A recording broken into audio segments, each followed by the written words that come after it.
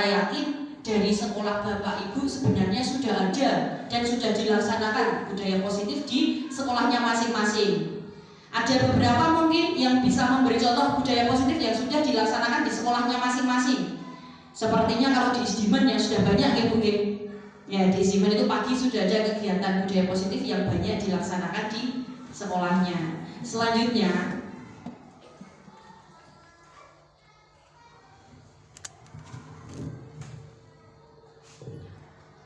pada kesempatan ini, budaya positif itu nanti akan kita bahas ada 6 poin. Yang pertama adalah disiplin positif dan nilai-nilai kebajikan universal. Yang kedua adalah teori motivasi, hukuman dan penghargaan, restitusi, serta keyakinan kelas, kebutuhan dasar manusia dan dunia berkualitas. Restitusi di mana nanti ada 5 posisi kontrol dari seorang guru. Kemudian yang terakhir adalah restitusi, segitiga restitusi.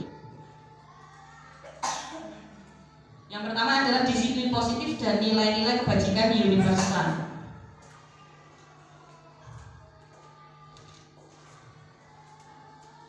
Langsung saja. Oke, di situ ada gambar 2 tangan. Ini ibaratnya seperti ini Bapak Ibu. Kita mempunyai sebuah tangan. Misalnya, dua buah tangan, mohon maaf Pak. Tangan ini kita menggenggam sesuatu yang sangat berarti untuk kita. Ibaratnya kita itu menggenggam sesuatu yang sangat berarti untuk kita. Kemudian dari lingkungan kita itu dengan berbagai cara meminta kita untuk membuka genggaman tangan ini, membuka apa yang kita miliki. Apa yang Bapak Ibu lakukan coba? Apa? Menularkan. Ini genggaman, apakah membuka genggamannya atau menutup genggamannya? Kita ini menyimpan sesuatu yang menurut kita sangat berarti, digenggam dengan sangat erat. Misalnya itu nanti Pak Raji itu menggenggam sesuatu. Lah dari Bu Priska, Pak Raji, saya berikan mie ayam wes. Buka Kak, buka. Itu apa yang di dalamnya? Atau misalnya nanti yang Bu Sri, Pak Raji, oh apa sih Pak Raji? Aku penasaran, misalnya seperti itu. Apakah Pak Raji tetap menutup atau menggenggam? Ya, menutup atau membuka genggaman tangan ini? Kalau sangat berharga, umumnya ditutup, tidak akan dibuka. Kuncinya, yang ingin membuka dan menutup Pak Raji atau Bu Priska? Yang membuka Pak Raji sendiri. Intinya di sini. Kita mau tertutup atau mau terbuka itu sebenarnya dari dalam diri kita sendiri.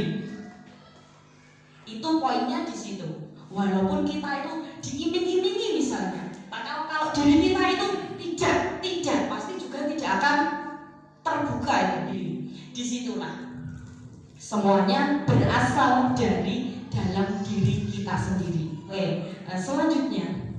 Setelah itu tadi, padahal kontrol itu ada di dalam diri kita sendiri. Dari tadi contohnya genggaman tangan. Padahal di kenyataannya atau akan ada ilusi kontrol yang sering kita dengar. Ini sering kita dengar.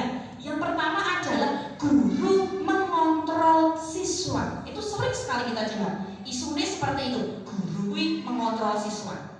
Yang kedua, semua penguatan positif, efektif dan bermanfaat. Yang ketiga adalah kritik dan membuat orang merasa bersalah dapat menguatkan karakter. Membuat orang lain merasa bersalah akan menguatkan karakter. Dan yang terakhir adalah orang dewasa memiliki hak untuk memaksa.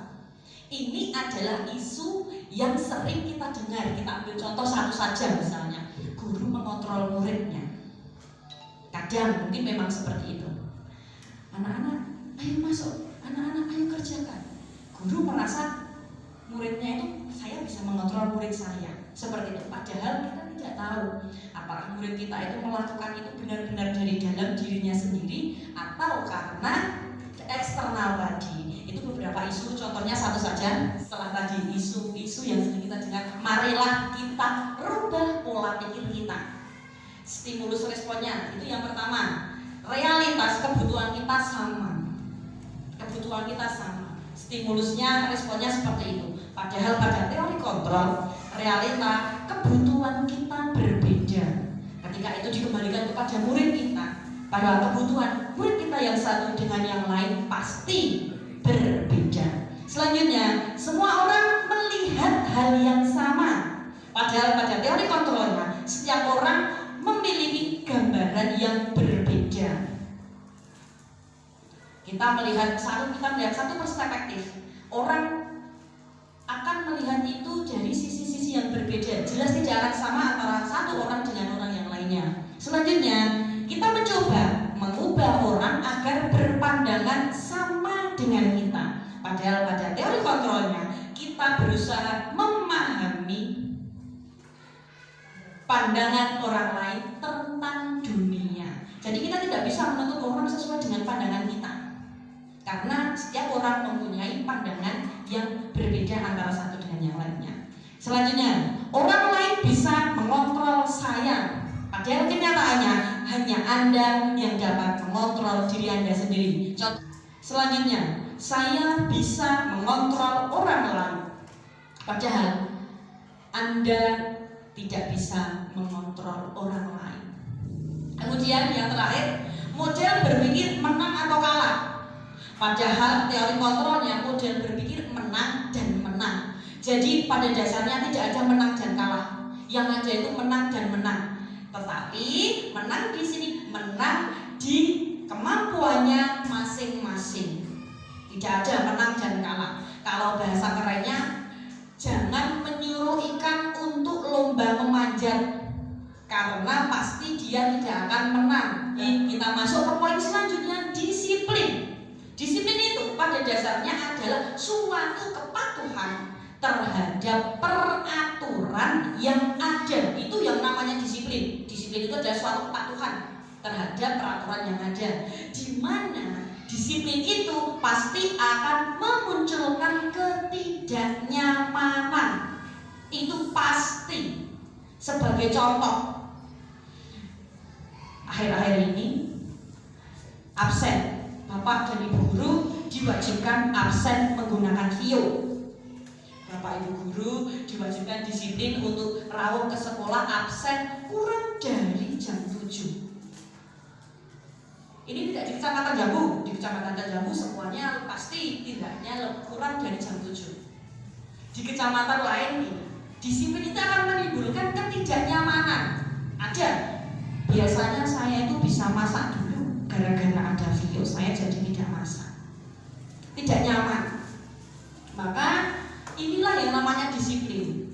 Akan menimbulkan rasa ketidaknyamanan. Karena apa? Disiplin itu masih dari luar. Itu tadi, karena masih belum ada dalam diri kita sendiri. Disiplinnya masih karena ada faktor eksternal yang harus kita penuhi. Nah, Bapak Ki Hajar Dewantara itu menyatakan bahwa di mana ada kemerdekaan, disitulah harus ada disiplin yang kuat. Sungguh pun disiplin itu bersifat self-disiplin, yaitu kita sendiri yang mewajibkan kita dengan sekeras-kerasnya. Tetapi itu sama saja, sebab jikalau kita tidak cakap melakukan self-disiplin, wajiblah penguasa lain mendisiplinkan diri kita.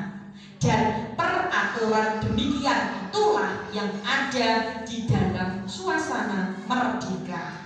Disiplin positif adalah bentuk kontrol diri, yaitu belajar untuk kontrol diri agar dapat mencapai suatu tujuan mulia. Disinilah disiplin positif harus dari dalam diri kita sendiri, di mana kita harus mendisiplinkan diri kita sendiri dari faktor intern kita sendiri, supaya disiplin positif itu akan menjadi budaya, akan terjadi dan berjalan terus seperti itu. Oke, masih disiplin positif. Disiplin positif, tujuan dari disiplin positif itu adalah menanamkan motivasi yang ketiga pada murid-murid kita, yaitu menjadi orang yang mereka inginkan dan menghargai diri sendiri dengan nilai-nilai yang mereka percaya.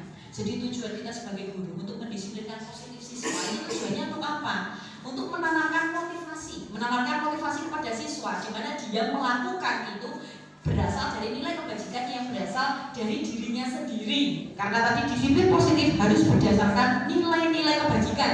Nilai kebajikan itu ada banyak. Ini hanya ada beberapa yang saya sampaikan. Yang pertama adalah profil pelajar Pancasila. Itu nilai kebajikan yang harus kita tanamkan kepada murid-murid kita. Ada beberapa nilai kebajikan yang lain. Itu yang pertama dari Indonesia Heritage Foundation, ada 9 pilar karakter jadi murid. Kemudian ada 7 essential virtues, di mana kindness, respect, self control, empati, itu adalah nilai-nilai kebajikan yang ada. Lanjut nomor 2. Oke, masuk ke materi yang kedua, yaitu teori motivasi, hukuman dan penghargaan serta restitusi.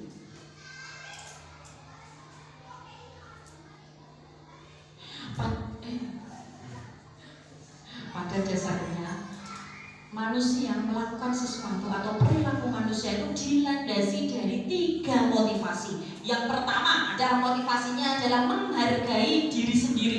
Dia melakukan sesuatu untuk menghargai dirinya sendiri.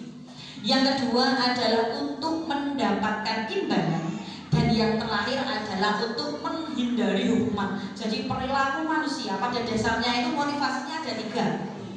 Ada yang untuk menghargai diri sendiri, mendapatkan imbalan, ataupun menghindari ujian. Kemudian kebutuhan dasar manusia itu ada 5, yaitu kebutuhan untuk bertahan hidup, kebutuhan untuk mendapatkan cinta dan kasih sayang, kebutuhan untuk mendapatkan kebebasan, kesenangan, serta kekuasaan. Itu adalah kebutuhan dasar dari manusia. Lanjut, terima kasih. Selanjutnya adalah hukuman, konsekuensi, dan restitusi. Ini yang kadang pada saat saya belajar ini, saya itu jadi, ya Allah, ternyata banyak sekali kekeliruan yang masih saya lakukan kepada murid-murid saya di sekolah.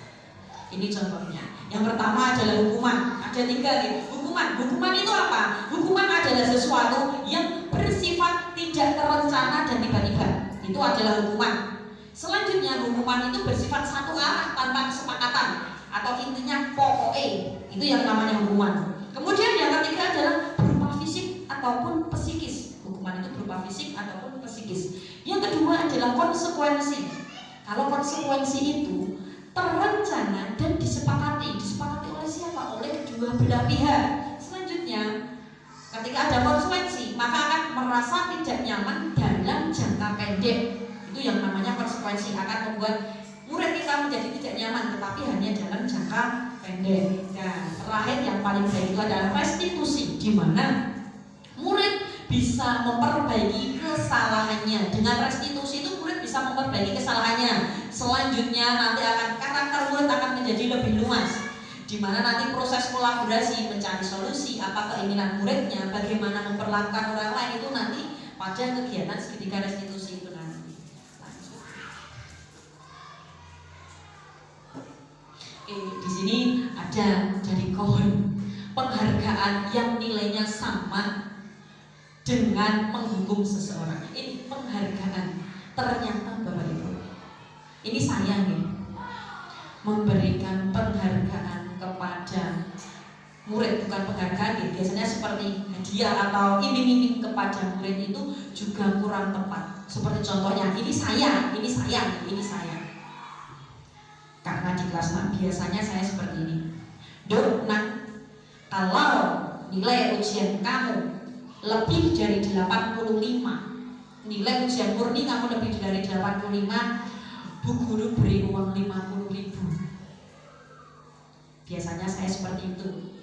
Tapi ternyata pemberian penghargaan seperti itu kurang tepat. Karena apa?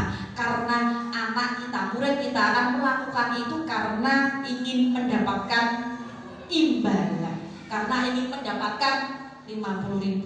Bukan disiplin positif yang kita inginkan, bukan harapan kita, biar dia itu termotivasi dari dalam diri. Menghilangkan motivasi dari dalam, kemudian tidak menyadari tindakan baik yang telah dilakukan. Dia tidak sadar, saya itu belajar itu ternyata baik, tidak. Tujuan dia belajar karena ingin mendapatkan imbalan dari gurunya misalnya. Kemudian menimbulkan rasa kecewa jika tidak mendapatkan penghargaan. Selanjutnya, penghargaan merusak hubungan, mengurangi ketepatan, menurunkan kualitas dan mematikan kreativitas. Oke, ini belajar sedikit. Konsekuensikah ajang-ajang apa hukumankah? Ini yang kadang ini bener gak sih? Ini tepat tidak sih? Yang pertama, lari mengelilingi lapangan basket 2 kali karena terlambat hadir di sekolah. Itu adalah hukuman. Di situ sebenarnya nanti kalau nilai itu langsung saja itu adalah hukuman. Karena apa? Apa hubungannya datang terlambat dengan lari keliling lapangan? Tidak ada hubungannya. Seperti itu. Itu berarti hukuman karena itu akan merusak fisik dan psikis siswa. Kemudian yang kedua, membersihkan coretan yang dibuat di meja tulis atau meja itu adalah sanksi. Menggantikan kertas tugas teman yang telah dicoret-coret. Nah, ini ada teman mungkin dalam kelas itu ada teman yang sangat kreatif. Jadi tugasnya temannya dicoret-coret, maka dia harus menggantikan. Kehilangan 10 menit jam istirahat untuk mengerjakan tugas karena terlambat datang, itu malah termasuk sanksi. Karena dia terlambat datang, otomatis apa yang dia dapatkan di kelas akan lebih sedikit dari temannya. Maka konsekuensinya saat istirahat, teman lainnya sudah istirahat, dia sudah masih di dalam kelas untuk menyelesaikan tugasnya. Itu konsekuensi. Selanjutnya keyakinan kelas. Inilah tadi konsekuensi itu datang atau ada karena adanya keyakinan kelas. Keyakinan kelas di mana nilai-nilai diklipat. Belum deh, lanjut sebelumnya. Oke, nilai-nilai keselamatan atau kesehatan inilah yang kita sebut sebagai suatu keyakinan, yaitu nilai-nilai kebajikan universal yang disepakati secara tersirat dan tersurat, lepas dari latar belakang suku, negara, bahasa maupun agama. Inilah yang namanya keyakinan. Lanjut dulu. Tahapan membuat keyakinan kelas. Ini yang pertama, lihat daftar kebajikan yang telah disusun bersama. Daftar kebajikan tadi yang universal tadi. Kemudian tentukan nilai-nilai kebajikan yang ingin dijadikan perhatian utama. Kemudian menyempurnakan beberapa daftar nilai-nilai kebajikan. Kemudian membuat posternya ditempel di dalam kelas. Kalau dulu biasanya di kelas itu ada tata tertib kelas. Hadir di kelas 15 menit sebelum bel berbunyi. Mengikuti memakai seragam sesuai peraturan di sekolah. Itu adalah tata tertib di mana siswa, di mana murid tidak ikut serta dalam membuat itu. Tetapi untuk sekarang marilah kita membuat keyakinan kelas di mana murid kita diikut sertakan, dilibatkan dalam membuat keyakinan kelas tersebut. Keyakinan kelas itu nanti kita buat dengan kalimat yang positif. Buatlah kalimat positif. Hindari kalimat negatif dalam keyakinan kelas. Restitusi, 5 posisi kontrol. Nah, posisi kontrol guru.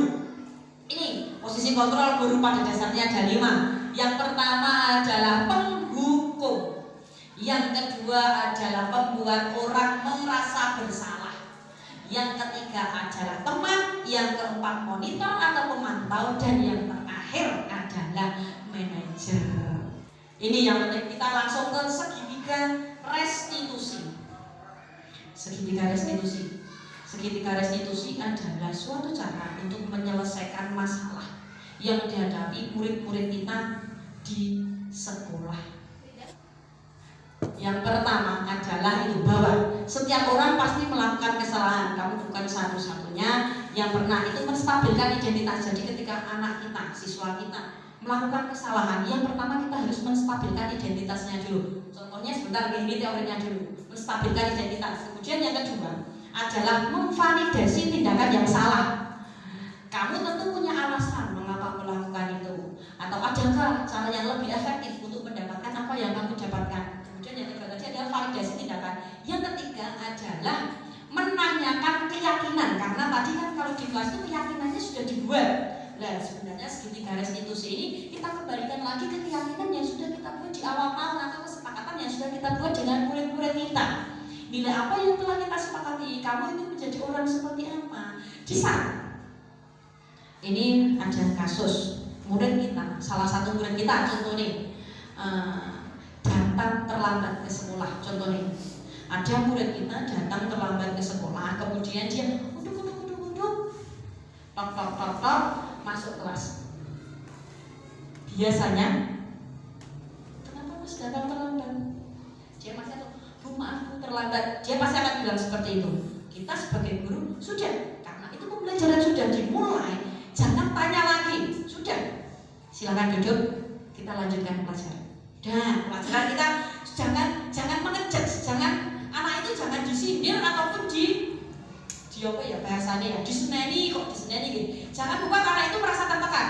Udah, supaya dia ikut pembelajaran lagi. Kemudian kita cari waktu, itu yang pertama, cari waktu di mana dia sudah posisi nyaman. Karena biasanya kalau terlambat kan dia deg-degan. Sudah nyaman, misalnya kita ambil waktu istirahat. Jangan di dalam kelas secara umum. Itu kuncinya segitiga restitusi. Jangan mengandani menasihati. Jangan menasihati murid kita. Jangan menasihati murid kita secara pribadi di ruangan yang ada semua temannya. Itu yang tidak boleh. Misal, jadi tadi kan datang lambat, yuk kita ikut bu guru ke kantor yuk misalnya. Atau kalau kita punya ruangan lain, biasanya kalau di kantor juga malah deg-degan, ikut bu guru ke perpus yuk misalnya. Kita ajak ke perpus, kita rangkul, kita dudukkan. Kemudian kita pertama tadi apa? Pertama kita bukan langsung, kok terlambat? Bukan, kita jangan langsung bertanya seperti itu. Tapi kita membuat dia merasa nyaman dulu. Bu guru itu tahu, memang bangun pagi itu susah. Dulu bu guru juga kalau suruh bangun pagi, kalau dibangun ke orang tuanya bu guru, saya tahu bu 5 menit kita cerita dulu supaya dia merasa, ya wis aku ya podo, ya wis bu guru ya orang. Setelah siswa dia merasa nyaman, kemudian baru kita tanya, tadi kenapa kok datang terlambat misalnya. Pasti dia sudah berani cerita, karena pada awalnya kita sudah membuat dia merasa nyaman dulu. Kita sudah merasa, kesalahan yang dilakukan itu bukan hanya dia yang melakukan, tapi orang lain juga melakukan kesalahan tersebut.